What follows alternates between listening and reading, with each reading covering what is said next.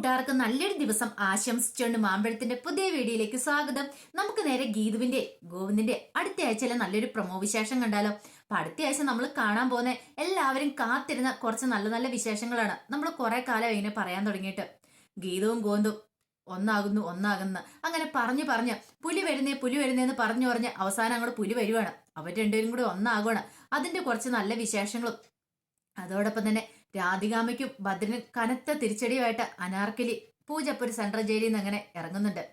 ഇതുവരെയും ഗോവിന്ദ് പോലും അറിയത്തില്ലാത്ത ആ സത്യം, അറിയാതിരിക്കുന്ന ആ സത്യം അങ്ങനെ പുറത്തറിയുവാണ്. കാരണം രാധികാമ്മയും ഭദ്രനും വലിയ സത്യമൊക്കെ ഒളിപ്പിച്ചു വെച്ചിട്ടുണ്ടായിരുന്നു, വലിയ രഹസ്യമൊക്കെ ഒളിപ്പിച്ചു വെച്ചിട്ടുണ്ടായിരുന്നു. അപ്പൊ അനാർക്കലി ജയിലിലേക്ക് പോകാനായിട്ട് ഒരു കാരണമുണ്ട്. അപ്പൊ അതിന് കാരണക്കാരൻ ഭദ്രനും രാധികാമ്മയൊക്കെ കൂടിയാ. അപ്പൊ ആ കാരണങ്ങളൊക്കെയാണ് വെളിച്ചത്ത് വരുന്നത്. അങ്ങനെ വന്നു കഴിയുമ്പോൾ തകർന്ന് തരിപ്പണമായി പോവാണ് ഭദ്രനും രാധികാമ്മയൊക്കെ. സ്വപ്നത്തിൽ പോലും പ്രതീക്ഷിച്ച കാര്യമല്ല അതൊക്കെ. അങ്ങനെ ഗീതുവിന് നല്ല കാലമാണ് ഇനി വരാൻ പോകുന്നത്. രാധികാമ്മയുടെ പതനം തുടങ്ങും. വിജയലക്ഷ്മിക്കും ഗീതുവിനും ഒക്കെ നല്ല കാലം വരും. അപ്പൊ അതിന്റെ കുറച്ച് നല്ല നല്ല വിശേഷങ്ങളാണ് നമ്മൾ ഇനി വരുന്ന ദിവസങ്ങളിലെല്ലാം കാണാൻ പോകുന്നത്. കഴിഞ്ഞ ദിവസം നമ്മൾ അവസാനം കണ്ടു വിലാസിനി അങ്ങനെ സർജറിക്ക് വേണ്ടിയിട്ട് ഓപ്പറേഷൻ തിയേറ്ററിലേക്ക് കയറ്റിയിരിക്കുവാണ്. ഈ സമയം ഗീതു വല്ലാത്ത ടെൻഷനിലായിരുന്നു. അമ്മ എങ്ങനെയാലും സുഖപ്പെട്ടൊന്ന് പുറത്തു വരണം, അത് മാത്രമായിരുന്നു പ്രാർത്ഥന. പിന്നീട് ഗോവിന്ദനോട് പറഞ്ഞു, ഞാൻ പോയി വീട്ടിലേക്കൊന്ന് വിളിച്ചു പറയാം, വിനോദിനോട് പറയാം ഇങ്ങോട്ട് വരാൻ പറയാന്ന് പറയാണ്. അങ്ങനെ വിനോദിനോടും ഭദ്രനോടും കൂടെ ഇങ്ങോട്ട് ഹോസ്പിറ്റലിലേക്ക് വരാൻ വേണ്ടി ഗീതു വിളിച്ചിട്ട് പറയാം. അങ്ങനെ ഗീതു വന്നു കഴിഞ്ഞപ്പം ഗോവിന്ദ് ചോദിച്ചു, അല്ലെ വിളിച്ചു പറഞ്ഞു, ഞാൻ വരാൻ പറഞ്ഞിട്ടുണ്ട്, പക്ഷെ കൂടുതലായിട്ടൊന്നും പറഞ്ഞിട്ടില്ല എന്ന് പറയാം അതിനെക്കുറിച്ച്. അങ്ങനെ അവര് വെയിറ്റ് ചെയ്തിരിക്കുകയാണ്. ഈ സമയമെല്ലാം ഗീതുവിന്റെ മാനസിക നില വളരെയധികം ബുദ്ധിമുട്ടിലായിരുന്നു. കാരണം ഗീതുവിന് ഉൾക്കൊള്ളാൻ കഴിയുന്നുണ്ടായിരുന്നില്ല അമ്മയ്ക്ക് ഇത്ര പെട്ടെന്ന് ഇങ്ങനെ അസുഖം വരുമെന്നും ഈ അവസ്ഥയിലാവുന്നൊക്കെ.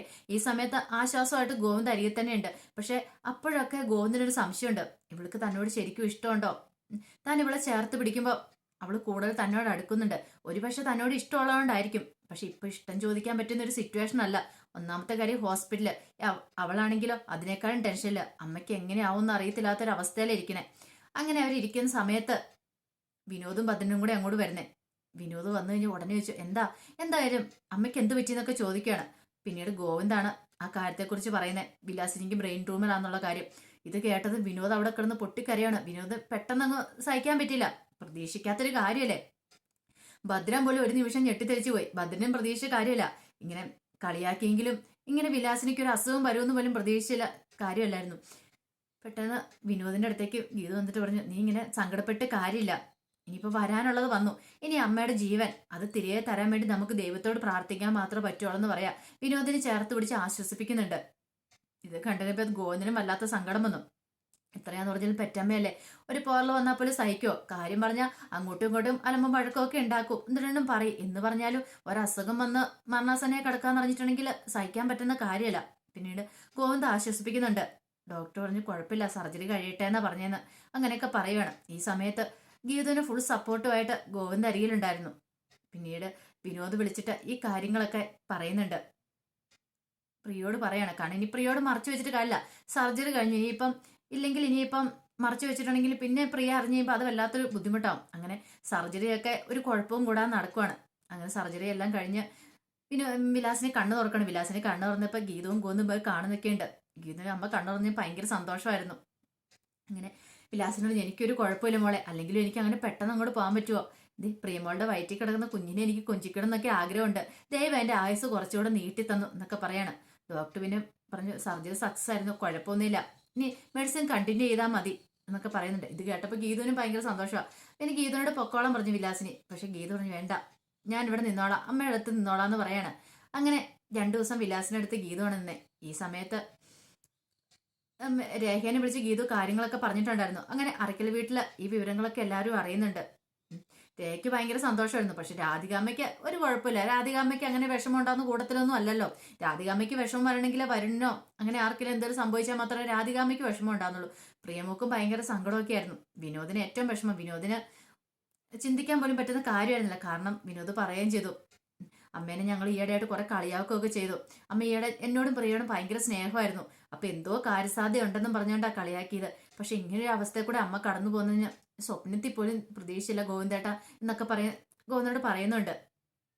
പിന്നീട് വിലാസിനെ ഡിസ്ചാർജ് ആയി വീട്ടിൽ കൊണ്ടേ ആക്കിയിട്ടാണ് ഗീതു വീട്ടിലേക്ക് പോകുന്നതന്നെ. അങ്ങനെ ഗീതവും ഗോവിന്ദും വീട്ടിലേക്ക് ചെല്ലുവാണ്. അപ്പൊ കുറെ ദിവസം വീട്ടിൽ നിന്ന് മാറി നിൽക്കുമായിരുന്നു. ഈ സമയത്താണെങ്കിലോ അവിടെ ബഹുവിശേഷങ്ങളൊക്കെ ആയിരുന്നു. പ്രിയമോൾക്കാണെങ്കിൽ ആ രഞ്ജു നേരത്തെ ഉപയോഗിച്ചിരുന്ന റൂം വേണമെന്ന് ഒരേ വാശിയായിരുന്നു. അങ്ങനെ രഞ്ജു ഉപയോഗിച്ചിരുന്ന റൂമാ കൊടുത്തെ. രഞ്ജുവിന് കിട്ടിയതോ ഒരു ചെറിയൊരു റൂമായിരുന്നു കിട്ടിയത്. അധികം സൗകര്യങ്ങളൊന്നും ഇല്ലാത്തൊരു മുറിയായിരുന്നു. പക്ഷെ രഞ്ജു ആരോടും ഒന്നും പറഞ്ഞൊന്നുമില്ല കേട്ടോ. അതിനകത്തൊരു പരാതിയും പരിഭവങ്ങളും ഒന്നും പറഞ്ഞില്ല. പക്ഷേങ്കിൽ അതിനുശേഷം ഗീതവും ഗോവിന്ദും കൂടെ വീട്ടിലേക്ക് ചെന്ന് രഞ്ജുവിനെ കണ്ടു കഴിഞ്ഞപ്പോഴാണ് ഗീതു ആ സത്യം മനസ്സിലാക്കുന്നത്. രഞ്ജുവിന് കിട്ടിയിരിക്കുന്ന മുറി ഒരു ചെറിയ മുറിയാണ്. അപ്പൊ ഇത് കണ്ടപ്പോ പിന്നെ ഗീതുവിന് സഹിക്കോ? കാരണം എല്ലാ സൗകര്യങ്ങളും കൂടി ഇവിടെ വാഴേണ്ട ഒരാളാണ് രഞ്ജു. അപ്പൊ രഞ്ജുവിന് ചെറിയ മുറിയും രാധികാമ്മ വരുന്നതൊക്കെ വലിയ മുറി എടുത്തിട്ടുണ്ടെങ്കിൽ അത് സഹിക്കാൻ പറ്റുന്ന കാര്യമല്ല. വരുണിനെ തക്കാലത്തിന് മാറ്റാൻ പറ്റില്ല. കാരണം വരുണിനോടൊപ്പം രേഖയുണ്ട്. പിന്നെ ഉള്ളതെന്ന് പറഞ്ഞിട്ടുണ്ടെങ്കിൽ ഒരാള് രാധികാമ്മയാ. പിന്നീട് ഇതിനെക്കുറിച്ച് രാധികാമ്മയോട് പോയി ചോദിക്കുന്നുണ്ട്. എന്താ അമ്മേ, എന്താ ഇങ്ങനെ ചെറിയ മുറി കൊടുത്തേ? അതെന്താ ഇവിടെ വേറെ മുറിയില്ലേ? അങ്ങനെയൊക്കെ ചോദിക്കുന്നുണ്ട്. ഇത് കേട്ടപ്പോ രാധികാമ്മ പറഞ്ഞു, അല്ല അത് പിന്നെ പ്രിയമോള് വന്നപ്പോ പ്രിയമോൾക്ക് ആ പഴയ മുറി തന്നെ വേണമെന്ന് വാശി പിടിച്ചു. പിന്നെ എനിക്ക് എന്ത് ചെയ്യാൻ പറ്റും? ഞാൻ നോക്കിയിട്ട് ആ മുറി ഉണ്ടായിരുന്നുള്ളൂ. അതുകൊണ്ടാണ് അവളെ അങ്ങോട്ട് മാറ്റിയെന്ന് പറയാം. പക്ഷെ ഇത് ഗീതുവിന് സഹിക്കാവുന്നതിൽ അപ്പുറമായിരുന്നു. രഞ്ജു പിന്നെ പരാതിയൊന്നും പറഞ്ഞില്ല. രഞ്ജു പറഞ്ഞു, ഗീതു പോട്ടെ, എനിക്ക് അതിനകത്ത് കുഴപ്പമൊന്നുമില്ലെന്ന് പറഞ്ഞു. പക്ഷെ ഗീതു എന്ത് ചെയ്യുവാണ്? ഗീതു രാധികാമ്മനെ വിളിച്ചോണ്ട് അങ്ങോട്ട് പോവാ. രാധികാമ്മേ ഒരു മിനിറ്റ്, എനിക്കൊരു കാര്യം സംസാരിക്കണമെന്ന് പറഞ്ഞ് അങ്ങോട്ട് വിളിച്ചോണ്ട് അങ്ങോട്ട് പോയി. അങ്ങനെ പോയി കഴിഞ്ഞ് രാധികാമ്മ പറഞ്ഞു, അതേ ഒരു കാര്യം ചെയ്യാം, നമ്മുടെ വീട്ടിലേക്ക് വരുന്ന ആരാ? ഗസ്റ്റ് അല്ലേ രഞ്ജു. അപ്പൊ അവരെ വേണ്ട രീതിയിൽ ട്രീറ്റ് ചെയ്യേണ്ട കടമ നമുക്കുണ്ട്. അപ്പൊ ശരിയാണോ ഇപ്പൊ ആ ഒരു ചെറിയ മുറിയിൽ രഞ്ജുവിനെ കൊണ്ട് കിടത്തേക്കുന്നത് ശരിയായിട്ടുള്ള കാര്യമാണെന്ന് ചോദിക്കാം. അപ്പൊ രാധികാമ്മ പറഞ്ഞു, അതിന് വേറെ വലിയ മുറിയൊന്നും ഇവിടെ ഇല്ലല്ലോ. അപ്പൊ രാധികാമ്മയുടെ മുറി ഉണ്ടല്ലോ. എന്റെ മുറിയോ? അതെങ്ങനെ ശരിയാവും? അതിപ്പോ കൊടുത്താലും എന്താ കുഴപ്പം? രഞ്ജു പോയി കഴിയുമ്പോൾ രാധികാമ്മയ്ക്ക് വീണ്ടും ആ മുറി ഉപയോഗിക്കാമെന്ന് പറയാം. അതൊന്നും ശരിയാകത്തില്ലെന്ന് പറയാം.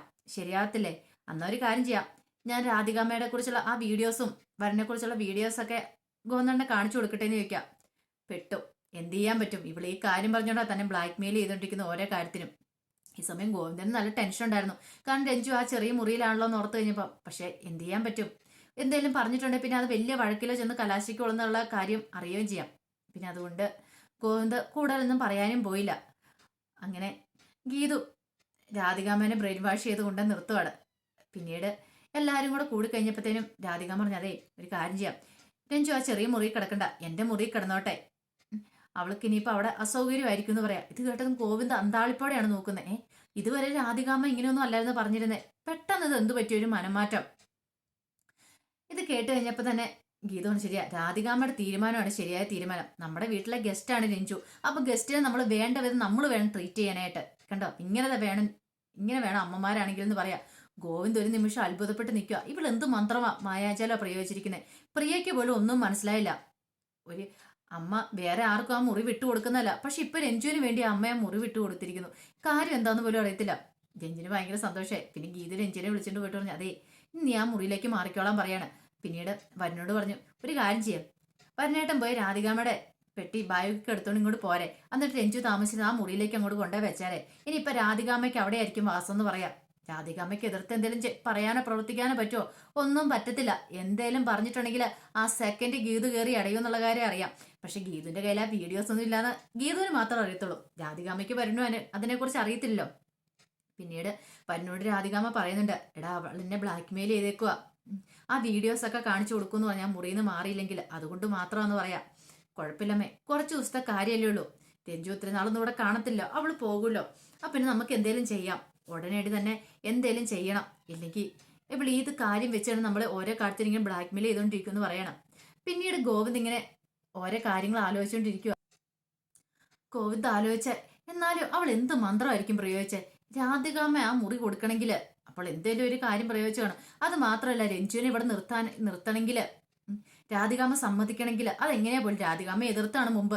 പെട്ടെന്ന് ഇങ്ങനെ രാധികാമ്മയ്ക്ക് മനമാറ്റം ഉണ്ടെങ്കിൽ അവൾ എന്തോ ഒരു തന്ത്രം പ്രയോഗിച്ചിട്ടുണ്ടെന്ന് ഗോവിന്ദിന് മനസ്സിലായി. പിന്നീട് ഗീതു മുറിയിലേക്ക് വന്നു കഴിഞ്ഞപ്പോ ഗീതുവിനോട് ഇതിനെക്കുറിച്ച് ഗോവിന്ദ് ചോദിക്കുന്നുണ്ട്.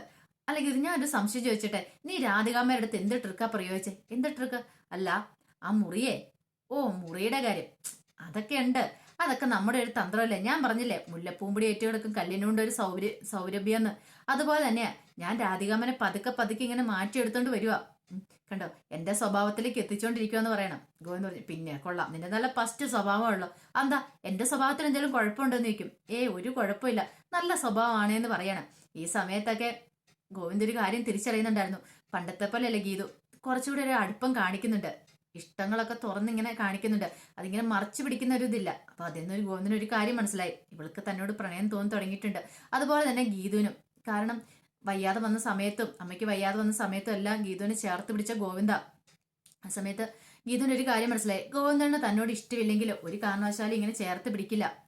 തന്നെ ഇനിയിപ്പോൾ കുറച്ചാൾ കഴിയുമ്പോഴത്തേനും ഇവിടുന്ന് പറഞ്ഞു വിടാനാണെങ്കിൽ അങ്ങനെ ഒരിക്കലും ചെയ്യത്തില്ല. അപ്പോൾ ഈ കാര്യം ഉറപ്പായി, ഗോവിന്ദന് തന്നെ ഇഷ്ടമുണ്ടെന്നുള്ള കാര്യം ഉറപ്പായി. പിന്നീട് പിന്നീട് കാണിക്കുന്ന ഏറ്റവും വലിയ വിശേഷം, ജയിലിൽ നിന്ന് അനാർക്കലി വിളിക്കുവാണ്. അനാർക്കലിക്ക് വിളിക്കാൻ ഒരു അവസരം കിട്ടുവാണ്. അങ്ങനെ ഫോൺ കിട്ടിക്കഴിഞ്ഞപ്പം ആദ്യം അനാർക്കലി വിളിക്കുന്ന രാധികാമേനാണ് വിളിക്കുന്നത്. കാരണം രാധികാമയാണ് ജീവിതം തകർത്തതിൽ ഒരാൾ. രാധികാമനെ വിളിച്ചിട്ട് അനാർക്കലി ചോദിച്ചു, അല്ല അറിയുമോ എന്ന് ചോദിക്കുവാണ്. പക്ഷേ രാധികാമയ്ക്ക് പെട്ടെന്ന് മനസ്സിലായില്ല. പിന്നീട് ഞാൻ അനാർക്കലിയാ, 2 ദിവസത്തിനുള്ളിൽ തന്നെ ഞാൻ ഇവിടുന്ന് ജയിൽ മോചിത ആകുമെന്ന് പറയാണ്. എന്റെ ജീവിതം നശിപ്പിച്ചില്ല ഒരാളെ നീയാന്ന് പറയാണ്. ഞാൻ നിന്നെ വെറുതെ വിടാൻ പോകുന്നില്ല. ഞാൻ കണക്ക് ചോദിക്കാനായിട്ടാ ഞാൻ അങ്ങോട്ട് വരുന്നതെന്ന് പറയാം. ഇതൊരിക്കലും രാധികാമ്മ പ്രതീക്ഷിച്ച കാര്യമല്ല, ഇങ്ങനെ ഒരു ട്വിസ്റ്റ്. ഒരിക്കലും അവൾ ഇങ്ങോട്ട് വരത്തില്ല, അങ്ങനെ ഒരു ചിന്താഗതിയോടെ ആയിരുന്നേ. പക്ഷെ ഈ ഒരു ഇത് കേട്ട് കഴിഞ്ഞപ്പോൾ തന്നെ രാധികാമ്മയുടെ പകുതി ജീവൻ പോയി. കാരണം അനാർക്കലി വന്നിട്ടുണ്ടെങ്കിൽ ഇനി എന്തോ സംഭവിക്കാം. ഇത്രയും നാൾ ഒളിപ്പിച്ചു വെച്ച രഹസ്യങ്ങളൊക്കെ പുറത്താവും. ഗോവിന്ദ് പോലും അറിയത്തില്ലാതെ കുറെ രഹസ്യങ്ങളൊക്കെ രാധികാമ്മ ഒളിപ്പിച്ചു വെച്ചിട്ടുണ്ടായിരുന്നു.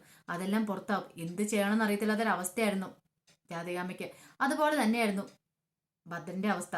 ഭദ്രനെ ഫോൺ വിളിക്കുന്നുണ്ട്. ഭദ്രനെ വിളിച്ചിട്ട് അനാർക്കലി പറഞ്ഞതേ, ഞാൻ 2-3 ദിവസത്തിനുള്ളിൽ തന്നെ പൂജപ്പുര സെൻട്രൽ ജയിലിൽ നിന്ന് ഇറങ്ങുക. പക്ഷെ ഭദ്ര, നീ ഒരു കാര്യം ഓർത്തോ, എന്റെ ജീവിതം നശിപ്പിച്ചാൽ ഒരാൾ നീയും കൂടെയാ. അങ്ങനെ ഞാൻ ഈ ജയിലിൽ നിന്ന് ഇറങ്ങി കഴിയുമ്പോൾ കുറ്റവാളിയായിട്ട് നീ ഇതിനകത്തേക്ക് കയറാനായിട്ട് തയ്യാറായിട്ടിരുന്നോളാൻ പറയാണ്.